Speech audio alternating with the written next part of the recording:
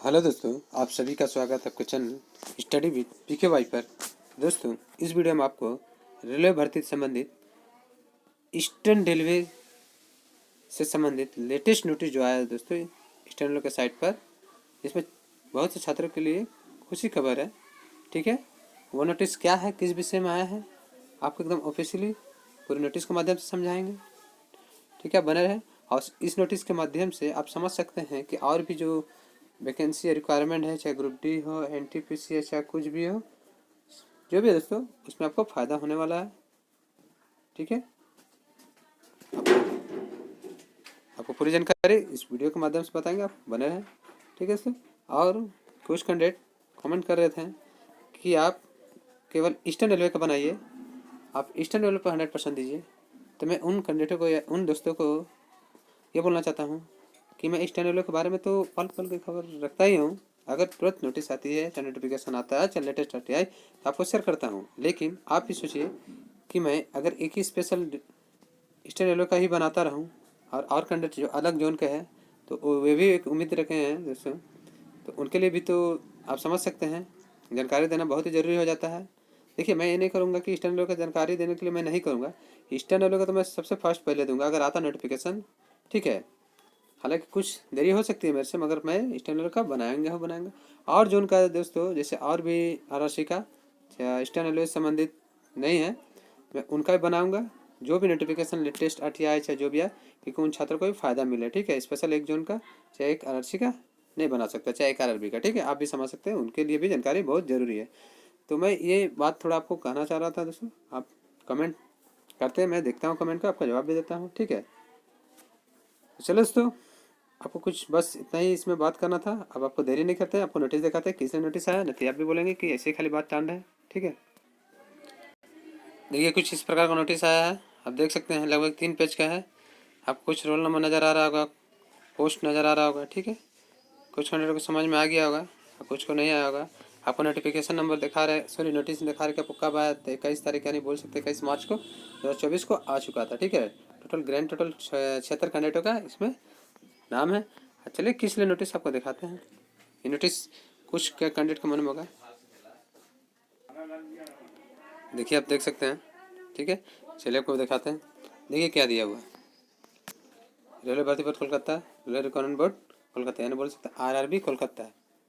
Additional panel dated 21 March 2024 for the post of technician under CN number 01/2018, यानी बोल सकते हैं कि एडिशनल पैनल के बारे में बताया गया है कि 21 मार्च को आया था, किसमें, टेक्नीशियन के पोस्ट पर, जो 2018 की वैकेंसी। सोच लीजिए, जब 2018 की वैकेंसी का भी क्लियर हो रहा है, तब समझ सकते हैं कि आरआरसी ग्रुप डी का भी जो कैंडिडेट बोल्ड है वो भी होगा। अब उनकी दूसरे की बात मत रहिए, तो पोस्ट भरेगा नहीं, वो लेते रहेंगे। ठीक है, चलिए आपको पूरी जानकारी बताते हैं इसमें क्या है स्पेशल। ये आपको पूरी इंग्लिश मतलब पढ़ेंगे धीरे धीरे तो बहुत टाइम लगेगा दोस्तों। आपको इसको मैंने हिंदी कन्वर्ट कर लिया है, चलिए आपको हिंदी के माध्यम से समझाते स्पीड में कि क्या है क्या नहीं है। ठीक है, देखिए इसको मैंने हिंदी में कर लिया आपकी सुविधा के लिए। ठीक है, आप समझ सकते हैं कि हिंदी मैंने किस लिए किया, कि इंग्लिश जानते कैंडिडेट को बहुत नहीं समझ में आता है। देखिए, रेलवे भर्ती कोलकाता, ये फ़ोन नंबर आप कॉल कर सकते हैं, कोई जानकारी ले सकते हैं। ये तो आपको बताने दरकार है दोस्तों। देखिए मेन क्या है, नीचे उल्लेखित श्रेणियों के लिए जो एग्ज़ाम डेट हुआ था 9/8/2014 से 18 से लेकर 4/9/2018 तक, आयोजित प्रथम चरण कंप्यूटर यानी सीबीटी टेस्ट 21/1/2019 से इतना द्वितीय। ठीक है, सीबीटी और 8/2/19 के प्रदर्शन के आधार पर, यानी बोल रहे इतना, और इस डेट को जो भी है आपका सीबीटी प्रथम चरण द्वितीय चरण हुआ था। योग्यता 10/5/2019 यानी 10 मई और 21 मई, ठीक है, को आयोजित परीक्षा परिषद सीएन नंबर 01/2019 के खिलाफ 20 जून 2019 से लेकर 24 जून 2019 तक आयोजित दस्तावेज यानी डीबी, ठीक है, जो हुआ था, श्रेणियों में निम्नलिखित रोल नंबर वाले अतिरिक्त, यानी जो डीबी हुआ था उसके अलावा भी जो कुछ कैंडिडेट हैं, यानी वेटिंग कैंडिडेट, ठीक है, जिसका डीबी भी करा लिया गया था मेडिकल, उम्मीदवार को अंतरिम रूप से सूचीबद्ध किया गया, यानी पैनल में उनको शामिल किया गया और उनके नाम जारी किया गया।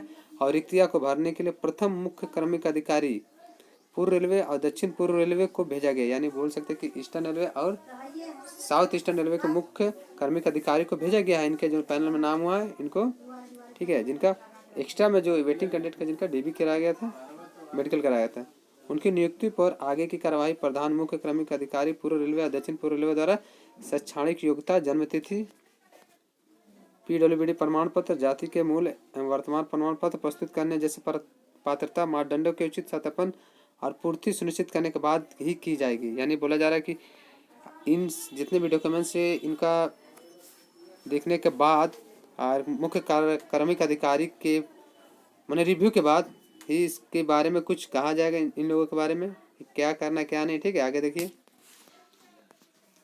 केंद्रीय रोजगार सूचना संख्या 01/2018 के अनुसार पिछला चरित्र और पूर्वोत्तर या शपथ पत्र जहां भी आवश्यक हो या चिकित्सा परिचय यानी मेडिकल आदि उम्मीदवार को इस संबंध में पूर्व रेलवे और दक्षिण पूर्व रेलवे से आगे के पत्रकार की परीक्षा करनी होगी। यानी अगर मान लीजिए इसका कोई दरकार होता है मेडिकल का, ठीक है, जहाँ भी कुछ आवश्यक पत्र लगता है तो वहाँ आपको तैयार रहना होगा। ठीक है, चाहे ईस्टर्न रेलवे चाहे दक्षिण पूर्व रेलवे। हाँ, आप देखिए उम्मीदवार को पद के लिए अपनी मेडिकल फिटनेस सुनिश्चित करने के लिए दोबारा मेडिकल जांच करानी होगी। बोल दिए तो आपको, मतलब बहुत पहले डीबी या मेडिकल हो चुका था तो लेकिन फिर भी आपको मेडिकल हो सकता है फिर से। ठीक है, आप देखिए आगे क्या दिया, पूर्व रेलवे और दक्षिण पूर्व रेलवे को एक शपथ पत्र देना होगा। यानी इन्हें जो दो जोन है पूर्व रेलवे और दक्षिण पूर्व रेलवे को एक शपथ पत्र देना होगा। यदि वे फिट नहीं पाए गए तो उम्मीदवारी पर विचार नहीं किया जाएगा। यानी जितने भी कैंडिडेट उनका मेडिकल होता है, अगर फिट नहीं किया जाता तो उनकी उम्मीदवारी पर विचार नहीं किया जाएगा। ठीक है, मेडिकल परीक्षण मौजूदा प्रक्रिया के अनुसार पूर्व रेलवे और दक्षिण पूर्व रेलवे द्वारा आयोजित की जाएगी। ठीक है, यानी इनके द्वारा बोला जा रहा है कि जो मेडिकल फिटनेस वो क्या होगा, पूर्व रेलवे और दक्षिण पूर्व रेलवे नहीं, eastern railway south eastern railway द्वारा आयोजित की जाएगी। ठीक है, अगर उसमें फिट नहीं पाया जाए तो उसमें विचार नहीं किया जाएगा, वो तो जान ही दे दोस्तों। अभी मेडिकल फिट होना चाहिए। यदि पैनल पूरी तरह से अंतरिम है, यह पैनल पूरी तरह से अंतरिम है और किसी भी तरह से उम्मीदवार को रेलवे में नियुक्ति का कोई अधिकार नहीं। यानी बोला जा रहा है कि यह पैनल है, इसमें आपको मेडिकल अगर होगा लिया जाएगा, अगर उसके बाद होगा तब आपका नौकरी के बारे में जो भी है वो श्योर होंगे, अभी कोई श्योर नहीं है। ठीक है, और आरआरबी पब्लिक कोलकाता के पास पैनल को रद्द करने या संशोधित करने का अधिकार सुरक्षित। यानी वो चाहेंगे तो पैनल जो आरआरबी कोलकाता रद्द भी कर सकते हैं, ठीक है, या सुरक्षित भी कर सकते हैं, जो भी उनके हाथ में है सब। ठीक है, आप समझ सकते हैं। जबकि परिमाण प्रकाशित करने में यह सावधानी बरती गई है कि आरआरबी कोलकाता के पास किसी भी अनजाने त्रुटि या मुद्रित संबंधित गलती को सुधारने का अधिकार भी सुरक्षित। यानी कि अगर मान लीजिए कोई कैंडिडेट का चाहे इनके द्वारा कुछ मिस हुआ है डाटा डालने में, चाहे कुछ भी डालने में, तो ये इसको सुधार भी सकते हैं। ठीक है, इसके पास हक है आरआरबी कोलकाता के पास। पैनल में शामिल उम्मीदवार को रोल नंबर, वेतन अनुसार जो भी है देखिए, और रोल नंबर का बाएं से दाएं 7वां से ग्रेड, ये मैंने बताया कि टेक्नीशियन के लिए निकला है जो पैनल में इनको इम्पेल किया गया। देखिए मैकेनिकल विभाग में टेक्नीशियन ग्रेड 3 का। ठीक है, तो टोटल कितने कैंडिडेट है मैं दिखा दूँ। ठीक है, टोटल आपको चलिए दिखाते हैं। देखिए मैंने जो आपको हिंदी में बताया था इसके बारे में आपको टोटल समझ में आया होगा, नहीं आएगा तो फिर से वीडियो को देख लीजिएगा धीरे धीरे करके। और कुछ देखिए एक कैंडिडेट का सिलेक्शन हुआ कितने, मतलब पैनल में नाम है इनका, डीबी हो चुका था, मेडिकल दोबारा लेने के बाद हो रहा, अगर होता है तो दोस्तों अगर फिट पाया जाए तो आपको पोस्ट मिलेगी, नहीं तो मुश्किल है दोस्तों। ये डिसीजन ईआर कोलकाता और साउथ ईस्टर्न कोलकाता का मुख्य अधिकारी कार्मिक अधिकारी लेंगे। ठीक है, आप नोटिस देख लीजिए 21 तारीख आया हुआ है, टोटल 76 कैंडिडेटों का सिलेक्शन हुआ है। ठीक है, तो ये दोस्तों एक नोटिस हुआ। एक और नोटिस के बारे में बताते हैं इसी जून द्वारा आया हुआ है, चलिए आपको दिखाते हैं। आई होप आप लोग समझ में आएगा, उम्मीद करते हैं। ठीक है, नहीं समझ में आया तो आप देख सकते हैं। चलिए दूसरी नोटिस को आपको दिखाते हैं जो इसी जून द्वारा आया है। देख लीजिए कुछ इस प्रकार आया हुआ है। सेकंड नोटिस आप जाके डाउनलोड कर सकते हैं इस साइट आरआरबी के साइट से। देखिए ईस्टर्न रेलवे आरआरबी कोलकाता। ठीक है, panel dated 21 March 2024 for the post of junior engineer. देखिए वहाँ टेक्नीशियन था, यहाँ जूनियर इंजीनियर। ठीक है, सीआर नंबर 03/2018, वहाँ था 01/2018। ठीक है, 2018 की वैकेंसी है। जिनका वेटिंग कैंडिडेट था उन्हें कुछ मौका मिला कैंडिडेट। ये दोस्तों वही है, आप देख लीजिएगा जो मैंने आपको बताया था हिंदी में, इसको भूलने का बात नहीं है। आपको मेन दिखा दे रहे, देखिए जो पोस्ट में सिलेक्शन है जूनियर इंजीनियर का अच्छे खासे कैंडिडेट का हुआ है। और कितने कैंडिडेट का हुआ चलिए आपको दिखाते हैं। टोटल 56 कैंडिडेट है दोस्तों, देख लीजिए ग्रैंड टोटल 21 मार्च 2024। आप बोल सकते हैं कि दो गो नोटिस एक ही डेट पर आई है और कैंडिडेटों का किस्मत खुल रहा तो अब मैं बार बार बोल रहा हूँ कि इस नोटिस को देखने के बाद अब आरआरसी ग्रुप डी वाले कैंडिडेट भी थोड़ा उम्मीद कर सकते हैं, क्योंकि देखिए जब तक वैकेंसी फुल नहीं होगी ईस्टर्न रेलवे से चाहे कोई भी जोन से, वो आपका सब फुल होने के बाद वैकेंसी मतलब समझ सकते हैं कि वो देते रहेगी, डीबी हुआ चाहे पैनल हुआ देते रहेगी। ठीक है, आपको एक बात बता रहे दोस्तों, मान लीजिए जैसे सेकेंड डीबी में कैंडिडेट हुए तो 100 सीट निकला, तो आप 400 सीट निकला, चाहे ईस्टर्न रेलवे का ले रहता है 354, तो आप क्या सोचते हैं 354 सेकेंड डीबी में सेलेक्ट हो जाएगा? नहीं, मैं बोल रहा हूँ यहाँ से अपसेंट तो कम से कम 40 गो होंगे, ये 100% मेरे अनुसार है, इधर उधर हो सकता है, मेरे अनुसार बता रहे हैं। प्लस जिसका मेडिकल स्टैंडर्ड खराब है, मान लीजिए कलर ब्लाइंड निकला, तो उसमें भी टोटल मिला के 20, मतलब समझ लीजिए कि 60 कैंडिडेट का जो भी है वो सीट थर्ड डीबी में कैंडिडेट को मिल सकता है। ठीक है, तो ऐसे मान लीजिए थर्ड डीबी निकला 500 कैंडिडेटों का, तो उसमें भी 100 मिलेगा। ऐसे करके कुछ ना कुछ सीट बचते जाएंगे, जो कुछ कैंडिडेट है जो रिप्लेसमेंट में काम आएगा। ठीक है, जो रिजाइन मारेंगे उसमें भी देखिएगा रिप्लेसमेंट, अगर मान लीजिए 100 कैंडिडेट मिला तो 100 का फिर नहीं सिलेक्शन होगा, उसमें 20 कैंडिडेट बच जाएगा, तो फिर सेकंड रिप्लेसमेंट आएगा, थर्ड आएगा।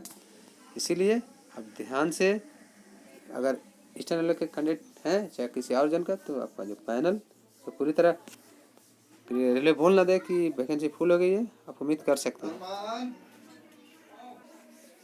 अब मैंने आपको पहले ही बोला दोस्तों कि अभी जो थर्ड डीबी में बहुत कैंडिडेट बोल रहे हैं नॉन ज्वाइनिंग के साथ 900 सीट आएगा, 950 सीट आएगा, 1000 सीट आएगा। तो देखिए दोस्तों, अगर उन्हें पता है, इंटरनली सोर्स पता है, अगर उन्हें पता है मिला तो अच्छी बात है। लेकिन मैंने आपको बताया कि 650 प्लस आपको नॉन ज्वाइनिंग अभी सभी डिवीजन से नहीं मिला था। ठीक है, तो सभी वर्कशॉप से नहीं मिला था, जमालपुर मालदा नहीं है, बाकी सबको मैंने दिया। चितरंजन मेरे पास नहीं है, मेट्रो नहीं है, इसका इन्फॉर्मेशन नहीं है, तो सोच सकते हैं कि उनका जो 900 का है ये भी सही हो सकता है, मैं इसको खारिज नहीं करता हूँ। ठीक है, हाँ, लेकिन अगर मुझसे पूछिएगा तो मैं भी बोल सकता हूँ कि 750 पर हो सकती है थर्ड डीबी आए। इसमें नॉन ज्वाइनिंग यूआर का सबसे ज़्यादा होगा, आप लिख के रख लीजिए। ठीक है, अगर नॉन ज्वाइनिंग का यूआर का ज़्यादा होगा तो यूआर का अगर मान लीजिए आपको मैंने बोला 200 से 220 सीट होगा तो 1.5 नंबर आराम से घट जाएगा। अब मुझे लगता है दोस्तों आगे जाकर यूआर का लगभग तो अभी देखिए 0.7 घटा है और आगे जाकर 2 नंबर घट सकता है, यानी बोल सकते हैं कि जो 73 का कटअप है उसमें ओबीसी का घुस जाएगा। ठीक है, और ओबीसी का बहुत कैंडिडेट पूछते हैं कि ओबीसी कितना घटेगा कितना नहीं घटेगा, तो देखिए अभी 0.18 घटा है। अगर आपको 250 सीट मिलता है तो 0.6 से 0.7 घट जाएगा। ठीक है, मेरे अनुसार जो कटअप मैं वेरी देख रहा हूँ। लेकिन मेन है कि जो सीसीए का सीट दे, तब तो सीसीए का सीट का क्या हुआ क्या नहीं। अगर सीसीए का सीट देता है और नॉन ज्वाइनिंग देता है तो आराम से ही देखिएगा सेकेंड डिवी में आपका यूआर का 250 सीट से ज़्यादा मिल जाएगा। ठीक है, अब मिल जाएगा तब 0.6 से 0.7 घट सकता है। ठीक है, हर जगह डेंसिटी सेम नहीं है, ये मैं बता दूँ। तो चलिए दोस्तों, आपको बस इतना ही इस वीडियो में बताना था। अगर वीडियो आपको अच्छा लगा प्लीज़ दोस्तों लाइक कीजिएगा। चैनल अभी तक सब्सक्राइब नहीं किए हैं तो इस चैनल से संबंधित पल पल की जानकारी लेने के लिए, चाहे प्राप्त करने के लिए, ठीक है, और भी जोन के भी रेलवे संबंधित आप चैनल को सब्सक्राइब कर लीजिए प्लीज़, और बेल आइकन दबा लीजिए, नोटिफिकेशन ऑन कर लीजिए कि आपके पास लेटेस्ट एकदम फास्ट जानकारी आपको प्राप्त हो। ठीक है, रेलवे संबंधित। अब वीडियो को ज़्यादा से ज़्यादा शेयर कीजिए दोस्तों, क्योंकि इन कैंडिडेट का जिनका किस्मत खुला है टेक्नीशियन से जूनियर इंजीनियर में, अगर मान लीजिए आरआरसी के कैंडिडेट भी होंगे तो पहले से इस लिस्ट में नाम आए, अगर 20 कैंडिडेट भी मिलते हैं सोच लीजिए, और उसमें जूनियर इंजीनियर में 10 कैंडिडेट, टेक्नीशियन 20, 30 कैंडिडेट होंगे, तो आप सोच लीजिए कि आरआरसी ग्रुप टी का 30 सीट वहाँ से खाली हो जाएगा। चाहे वो अगर ज्वाइन किए होंगे तो रिजाइन मार देंगे, तो वो सीट तो किसी न किसी कैटेगरी को जाएगी दोस्तों। तो ये नोटिस आपके लिए फ़ायदा हुआ कि नहीं, आप सोच लीजिए। कोई भी नोटिस एक्सटर्नल वाले संबंधित अगर अपर पोस्ट आता तो आपके लिए फ़ायदा ही होगा, चाहे एनटीपीसी का, चाहे जूनियर इंजीनियर का है, ठीक है, चाहे एलपी का, चाहे जो भी है, तो आपका वेटिंग कैंडिडेट के लिए भी फ़ायदा होगा। ठीक है, मेन तो वेटिंग कैंडिडेट के लिए फ़ायदा होगा दोस्तों, क्योंकि वो तो अभी ज्वाइन करेंगे, अगर कुछ नंबरों से उनका छूटा, आज ज्वाइन कर लिए तो वो तो अपना रिजाइन मारेंगे, क्योंकि अदर पोस्ट में, ऊंचा पोस्ट में उन्हें जाना है। ठीक है, देखिए दोस्तों, मैं और कुछ ऐसा आपको नोटिस चाहे नोटिफिकेशन चाहे इधर आलतू फालतू की खबर नहीं लाता हूँ कि आपका जैसे टाइम वेस्ट हो। मैं जो जेन्युइन है उसे ही लाता हूँ, चाहे जितने दिन लगे। ठीक है, चलो दोस्तों, फिर से फाइनल बोलूँगा, अगर वीडियो आपको अच्छा लगा तो प्लीज़ लाइक कीजिएगा, चैनल को सब्सक्राइब कीजिएगा एंड ज़्यादा से ज़्यादा शेयर कीजिए। तो मिलते हैं नेक्स्ट वीडियो में नई इन्फॉर्मेशन के साथ। Thank you for watching.